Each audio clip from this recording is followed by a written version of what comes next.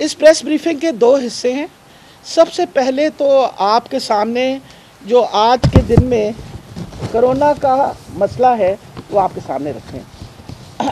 आज के दिन में रावलपिंडी के अंदर 20 नए केसेस जो हैं वो तशख़ीस हुए, 20 नए केसेस जो हैं उनकी तशख़ीस हुई है।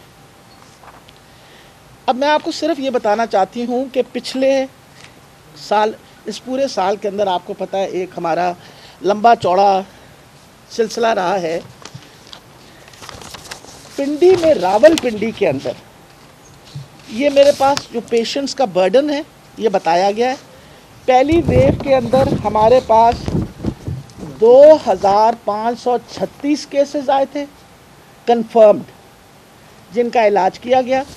और दूसरी वेव में जो आजकल चल रही है, आज के दिन में 3206 केसेस आए और इन सब का बाकायदा इलाज हुआ।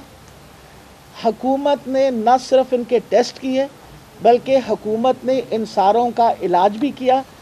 और अब तक हमारा ख़र्चा जो है वो तकरीबन रावलपिंडी मेडिकल यूनिवर्सिटी के साथ अटैच हॉस्पिटल्स और RIU के अंदर 26 करोड़ रुपया तकरीबन ख़र्चा हो चुका है।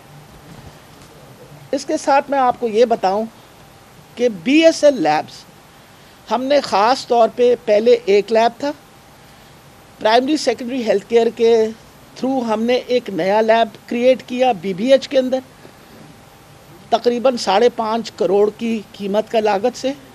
और आज के दिन में अगर आप देखें तो पिंडी के अंदर इंडिपेंडेंटली, पहले हम नेशनल इंस्टीट्यूट ऑफ हेल्थ को अपने टेस्ट भेजते थे, अब हम इंडिपेंडेंटली 300 टेस्ट से लेके 400 टेस्ट रोज़ाना कर सकते हैं।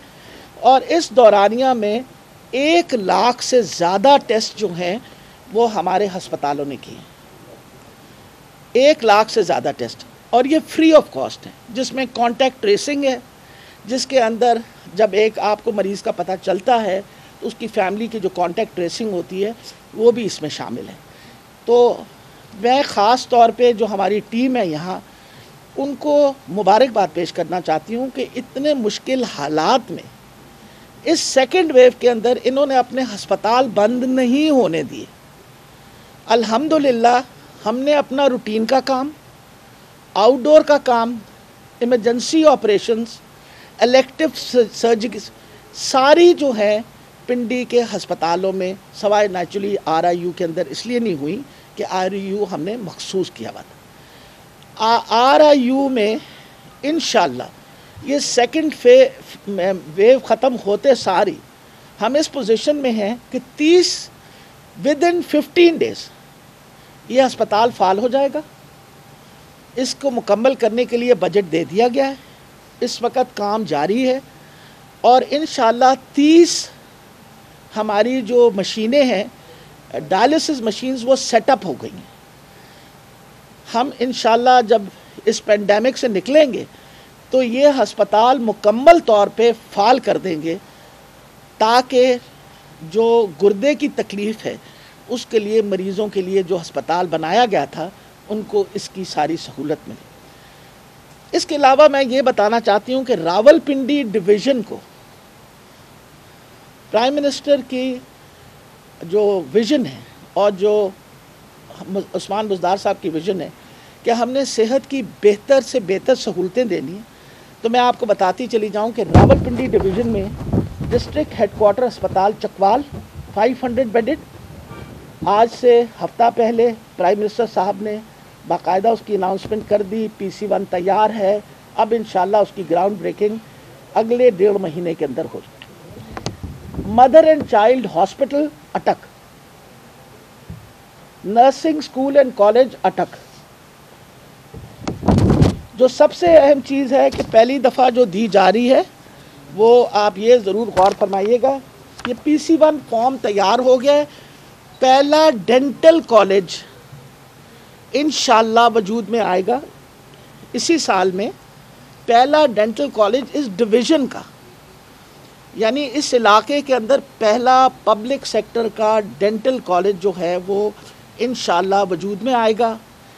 और हम ये चाहते हैं कि ये सारी सहूलतें जो हैं इस इलाके के लोगों को, और ये डेंटल कॉलेज नेचुरली स्पेशलाइज्ड होगा, तो हम अपने सारे इलाके को ये सहूलत यहाँ दे सकते हैं।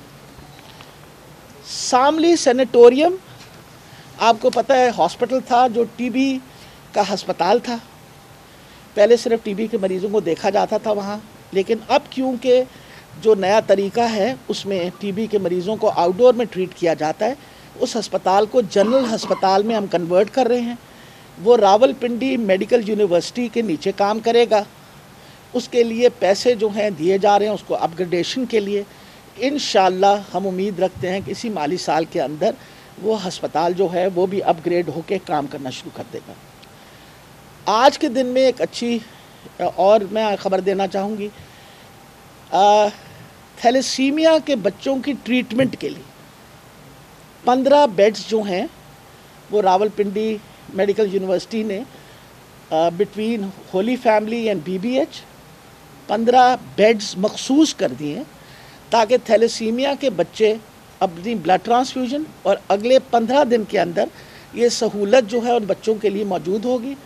वो अपना प्रॉपर आके अपना ब्लड ट्रांसफ्यूजन करवा सकते हैं यहाँ से, और उसके अलावा जो चिलेशन थेरेपी है वो भी इंशाल्लाह उनको दी जाएगी।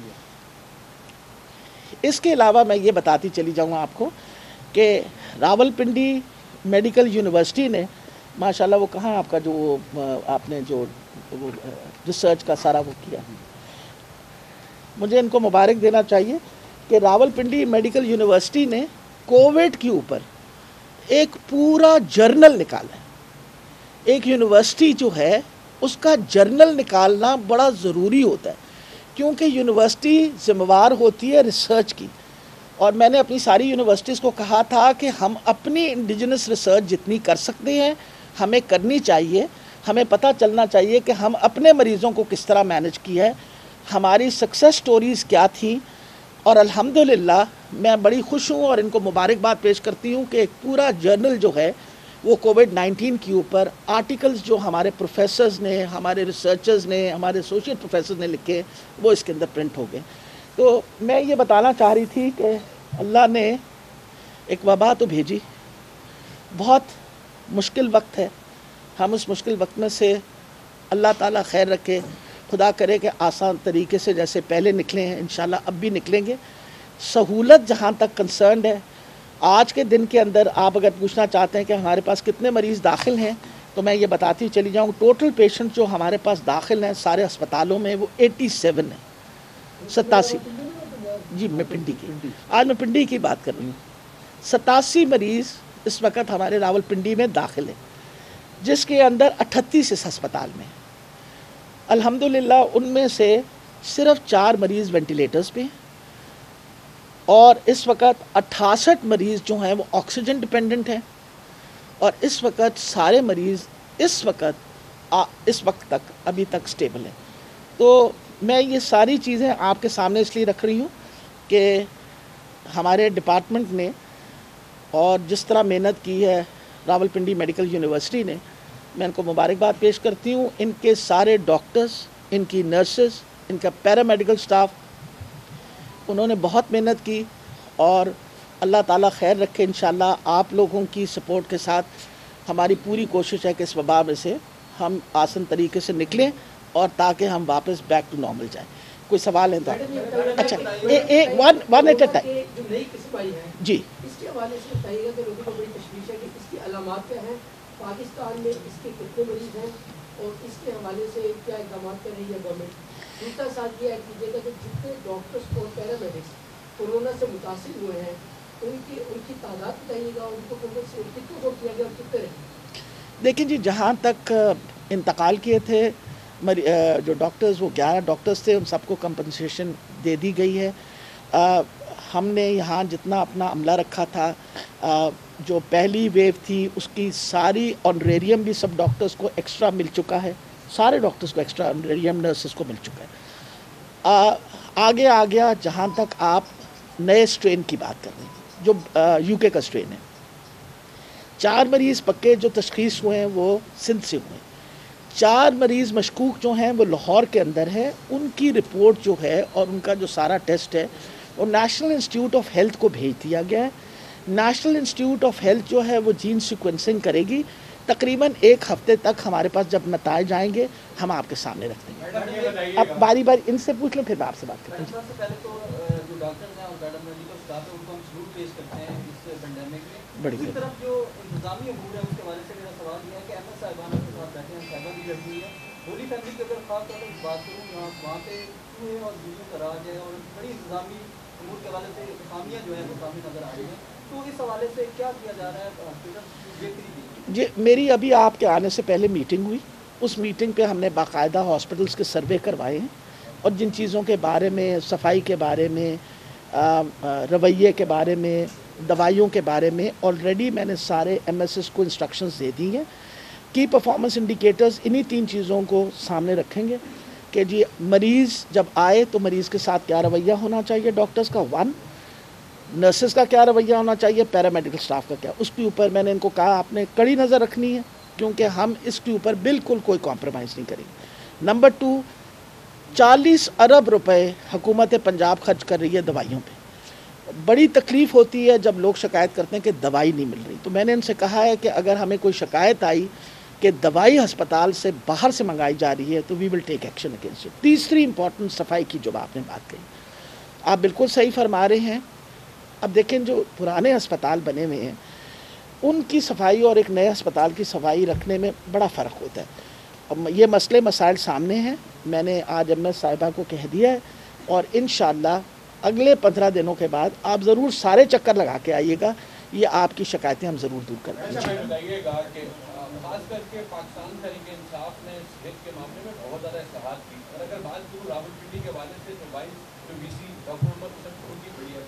لیکن میڈم سب سے بڑا مسئلہ راولپنڈی کے عوام کو یہ ہے کہ ہاسپٹلس میں جو وہاں پہ اسٹاف ہے پلس وہاں پہ جو کرپشن کی کہانیاں آمدہ ہیں, اور ساتھ جو اب آپ نے 2 خواتین نئی اپوائنٹ کی ہیں ایم ایس, وہ جو سفارشی بنیادوں پر, میڈم اس حوالے سے مزید جو ہے وہ کرپشن کی باتیں جو ہیں وہ عام زیادہ ہوتی ہیں. خاص کر کے ایک بتایا جا رہا ہے کہ ایک تو صوبائی وزیر کی جو اہلیہ ہیں, تو کیا یہ میرٹ ہے پاکستان تحریک انصاف کا کہ جہاں پہ بدنامی کا باعث بنے اور اس طرح کی چیزوں کو تعینات؟ میرے خیال ہے سب سے بڑی یہ بات ہے کہ بیٹا کیا خواتین جو ہیں اس قابل نہیں ہیں؟ اگر اس قابل نہ ہوتی تو میں یہاں بطور منسٹر نہ بیٹھی ہوتی. نمبر 1, میں بھی تو ایک خاتون ہوں, یا تو تجھے کرو میری بھی سفارش ہوئی ہے کوئی, میری تو کوئی سفارش نہیں تھی. نمبر 1. نمبر 2, الحمدللہ ہم نے سارا کام میرٹ پہ کیا. ڈاکٹر فرزانہ کو میرٹ پہ انٹرویو کے بعد رکھا. یہ ہماری دونوں جو اس وقت ڈاکٹرز کو لگایا گیا ہے یہ سینئر موسٹ ہیں, ان کو ایک ایڈیشنل چارج دیا گیا ہے. یہ پوسٹیں باقاعدہ ایڈورٹائز ہوں گی. ایڈورٹائز کرنے کے بعد ہم جس طرح انٹرویو لیتے ہیں سب کو بلاتے ہیں, اس میں انٹرویو ہوگا, جو قابل ہوگا اس کو رکھیں گے. یہ ایک پروسیجر ہوتا ہے کہ جب کوئی ریٹائر ہوتا ہے تو جو سینئر موسٹ ہوتے ہیں ان میں سے کسی کو چارج دیا جاتا ہے. چارج دینے کے بعد ہم ایڈورٹائز کرتے ہیں, ایڈورٹائز کرنے کے بعد ہم قابلیت پہ رکھتے ہیں. آج تک مجھے کسی نے میرٹ پہ کبھی کچھ نہیں کہا, نہ میں کسی کی سفارش سنتی ہوں نہ میں سننے کو تیار ہوں. اچھا میڈم یہ بتائیے گا کہ نیازی صاحب, ایک سیکنڈ ان سے بات کر بیٹا. ڈاکٹر نیازی صاحب میں اسے ایک پہلے سن, کیا وہ سینئر آدمی نہیں تھے جو وہ قائم مقام ایم ایس بنائے جاتے ہولی فیملی کے؟ کیا ایک صوبائی وزیر کی بیگم کو ہی بنانا لازم تھا؟ یہ کون سا میرٹ ہے میڈم؟ یہ میرا خیال, آپ یہی سوال کریے کہ اگر یہی میرٹ ہے تو پھر تحریک انصاف کا صحت, میرا خیال ہے کہ 32,000 لوگ ہم نے امپلائی کیے ہیں. 32,000 لوگ, جس میں پروفیسر, ایسوسیٹ پروفیسر, میڈیکل افسر. سب سے بڑی یہ بات ہے کہ پیرامیڈیکل سٹاف. آج تک کسی نے کورٹ میں نہیں گیا کہ خدا نخواستہ ہم نے کوئی میرٹ کو پامال کیا ہو. الحمدللہ کسی نے کوئی شور نہیں مچایا. پبلک سروس کمیشن کے تھرو جب لوگ سلیکٹ ہوتے ہیں, سلیکشن کے بعد ہم باقاعدہ ویب سائٹ پہ ان کے نام ڈال دیتے ہیں. نمبر 1 کو پہلی چوائس ملتی ہے, نمبر 2 کو سیکنڈ چوائس ملتی ہے. میں آپ کو دوبارہ یہ بات بتا رہی ہوں کہ اس وقت جن کا سب سے زیادہ اس وقت سروس ٹینیور تھا ان کو ہم نے دے دیا ہے. اور جس طرح میں نے آپ کو کہا ہے کہ جب ہمارا انٹرویوز ہوں گے اس کے مطابق ہم اکارڈنگ ٹو میرٹ ڈیسائیڈ کریں گے. جی میڈم یہ بتا دیں کہ کورونا کا جو سیکنڈ ویریئنٹ آیا ہوا ہے, جی جو سیکنڈ ویو آئی ہے جی جی ریسنٹلی یو کے میں بھی, یو ایس اے, جی, اس حوالے سے جو بین الاقوامی پروازیں ہیں क्या उसके लिए आप हुकूमत से बात करेंगे पीएम से कि उनको रोका जाए, क्योंकि यूके में तो वो बहुत ज़्यादा बूस्टअप हो चुकी है? जी बिल्कुल, दूसरा क्वेश्चन सुनिएगा, बताइए। यहाँ पे अक्सर शिकायत जिस तरह ये कह रहे हैं कि मेरिट की भर्तियाँ की जा रही है, चलो इसको तो छोड़िए, MTI एक्ट का बताइए, MTI एक्ट कब लागू हो रहा है? अच्छा, मैं आपको बताऊं बेटा कि MTI एक्ट, एक तो दो बातें बड़ी क्लियर करनी है। मेडिकल टीचिंग इंस्टीट्यूशन एक्ट के बारे में बहुत ज़्यादा गलत फहमियाँ फैलाई गई। मैं क्लियर कर दूं, उसमें कोई प्राइवेटाइजेशन का कोई चक्कर नहीं है। हम बजट हुकूमत देगी, MTI एक्ट जहां लागू होगा, जितना उनका बजट उनको दे दिया जाएगा, उनको एडमिनिस्ट्रेटिव और फाइनेंशियल ऑटोनॉमी दी जाएगी। वरना अमूमन ये होता है, अब जैसे आज के अस्पताल की मैं बात करूँगा, इन्होंने अगर अपना ऑक्सीजन टैंक भी ठीक करवाना है और उसका ख़र्चा जो है वो कुछ लाखों में आ गया, ये वापस जाएंगे वहाँ हेल्थ डिपार्टमेंट को कहेंगे जी मेहरबानी करके इजाज़त दें। अगले 1.5 महीने इसी चक्कर में आना जाना लगा रहेगा। हम इनको पैसे देने लगे, पैसे देने के बाद हमने इनको कहा है कि हम 1 साल के बाद हम आपसे ये एक्सपेक्ट कर रहे हैं। की परफॉर्मेंस इंडिकेटर्स की एक लिस्ट है कि हम चाहते हैं मरीज़ों का इलाज हो, मरीज़ों को दवाइयाँ मिलें, ऑपरेशन हो, कितने होंगे हम पूछेंगे आपसे, साहब कितने मरीज़ देखे गए हैं, हम उसका हिसाब लेंगे आपसे। हम आपकी बाकायदा हर साल के बाद ऑडिट के मुताबिक आपको बाकायदा देखा जाएगा, और the audit is going to be done by the government. तो किसी तरीके से हुकूमत जो, एक सेकंड, अब इम्प्लीमेंटेशन का जहाँ तक ताल्लुक़ है, MTI एक्ट पास हो गया है असेंबली से। हमने इनिशियली उसको पायलट कर रहे हैं 2 इंस्टीट्यूशंस में। एक हम कर रहे हैं सियालकोट मेडिकल कॉलेज के अंदर। सियालकोट मेडिकल कॉलेज का बोर्ड इंशाल्लाह कल परसों तक नोटिफाई हो जाएगा। नोटिफाई होने के बाद बोर्ड की मीटिंग होगी, बोर्ड को हम अपना की परफॉर्मेंस इंडिकेटर्स दे देंगे और हम अपनी पॉलिसी बता देंगे कि ये पॉलिसी है और ये आपका बजट है, ये आप बजट ले लीजिए, इसके मुताबिक हम आपसे ये चाहते हैं। Number 1। Number 2, king Edward medical university में इम्प्लीमेंट हो रहा है। किंग एडवर्ड मेडिकल यूनिवर्सिटी का क्योंकि कॉलेज नहीं था, एक ऑर्डिनेंस जो एक हमने समरी मूव की है कि लॉ में अमेंडमेंट ला के किंग एडवर्ड मेडिकल कॉलेज जो तकरीबन 150 साल पुराना मेडिकल कॉलेज है, उसको दोबारा वजूद में लाएँ। जिस तरह आपको पता है रावलपिंडी मेडिकल कॉलेज जो है वो कॉन्स्टिट्यूएंट मेडिकल कॉलेज है इसका, रावलपिंडी मेडिकल यूनिवर्सिटी का। इसी तरह हमारी हुकूमत के आने के बाद निश्तर को और फैसलाबाद पंजाब मेडिकल कॉलेज को हमने मखसूस किया। इसी तरीके से ये सारे तो 2 हॉस्पिटल्स में हम इम्प्लीमेंट करने के बाद 1 साल के बाद उसका परफॉर्मेंस एवेलुएट करेंगे कि ये एक नई तर्ज तरीका लाया है, इसमें अगर कोई ट्वीकिंग करने की ज़रूरत है, कोई बेहतरी करने की ज़रूरत है, तो हम एक दफ़ा सारी बेहतरियाँ ला के उसकी एनालिसिस करके इंशाल्लाह बाकी इंस्टीट्यूशन। जी, ये मैं आज मेरी मुलाकात है अपना फैसल सुल्तान साहब से भी। इंशाल्लाह जब मैं मिलूँगी तो मैं ज़रूर बता दूँगी। हम लोगों ने अपनी ऑलरेडी इस पे रिकमेंडेशंस जो हैं वो दे देंगे। इंटरनेशनल परवाज़ों का सबसे बड़ा मसला ये बन जाता है कि हमारे ही लोग जो हैं जो गए हुए हैं बाहर, वो किसी और फॉरेन कंट्री में बेचारे फंस जाएं, तो बहुत दफ़ा ये होता है कि उनके पास पैसे भी नहीं रहते और मसले बन जाते हैं, and we have to evacuate them. That is the problem. Last question जी। अच्छा मैडम, आपकी काबिलियत में कोई शक नहीं है, आपने अगर इसी परिवार अंजाम दिए हैं सेहत की शक्ल।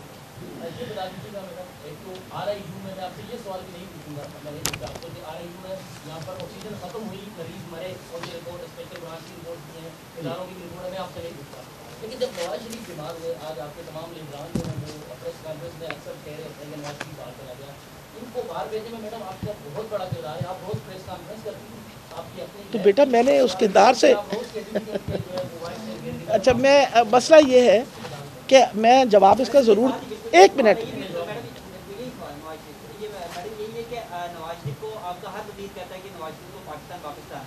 अगर उनको पाकिस्तान आप वापस ले आते हैं तो क्या वो जो उनको बीमारियां थी जो जिनका इलाज आप कहते थे पाकिस्तान में नहीं है, अब वो बीमारियों का इलाज पाकिस्तान में आ गया? 2 बातें मैं क्लियर करती चलें ना, तो मैं अपनी बात और जो मैं हमेशा कहती हूँ उससे मैं फिरती कभी भी नहीं। जब वो हमारे पास हस्पताल में आए, उनका प्लेटलेट काउंट बहुत लो था। उस प्लेटलेट काउंट को हमें शक पड़ा कि उनको इडियोपैथिक थ्रोम्बोसाइटोपेनिक पर्परा है। उसकी कंफर्मेशन के लिए एक बोर्ड बनाया गया उनकी बाकी बीमारियों के लिए, जिसमें 12 लोग मौजूद थे, सीनियर प्रोफेसर, जिसमें हमने हीमाटोलॉजिस्ट रखे, जिसके अंदर हमने यूरोलॉजिस्ट रखे, जिसमें कार्डियोलॉजिस्ट थे। हर स्पेशलिटी का इसलिए बंदा रखा कि उनके मल्टीपल प्रॉब्लम्स थे। उस बोर्ड को कहा कि इसकी तशखीस करें, तशखीस कंफर्म हुई, थ्रोम्बोसाइटोपेनिक परपरा जो है डायग्नोज हुआ, उनका ट्रीटमेंट उसके मुताबिक शुरू हो गया। मैं उनके पास खुद गई और आपको पता है मैं उनसे मिलने के बाद उनसे पूछा कि आप बाहर से कोई मुआलिज बुलाना चाहते हैं, तो प्राइम मिनिस्टर साहब ने और चीफ मिनिस्टर साहब ने दोनों ने मुझे कहा है कि we can get them over, ताकि आप अगर सेटिस्फाई होते हैं। उन्होंने कहा जी मैं यहाँ के ट्रीटमेंट के साथ सेटिस्फाइड हूँ, मेरा डॉक्टर्स बहुत ज़्यादा अच्छा ख्याल रख रहे हैं। ये मेरे साथ पर्सनली बात हुई, यही बात बाहर आके मैंने की। मकसद ये था कि जो उनका प्लेटलेट का प्रॉब्लम था उसकी हमने सही तशखीस की थी और तशखीस करने के बाद उसका सही इलाज हुआ। 2 मसले बने, उसमें 2 मसले ये थे, वो पुराने दिल के मरीज़ थे 2003 में, फिर उसके बाद 2015 के अंदर आपको पता है वो इंग्लैंड जाके उनकी सर्जरी वगैरह हुई।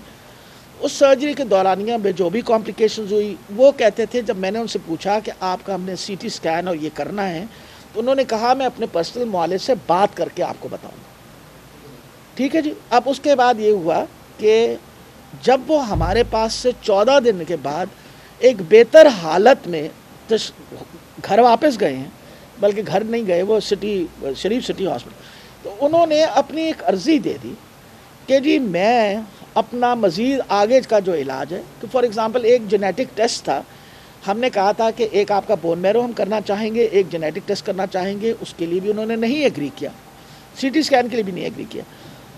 वो वहाँ गए हैं, उन्होंने जाके अर्ज़ी जो है वो कोर्ट में दी।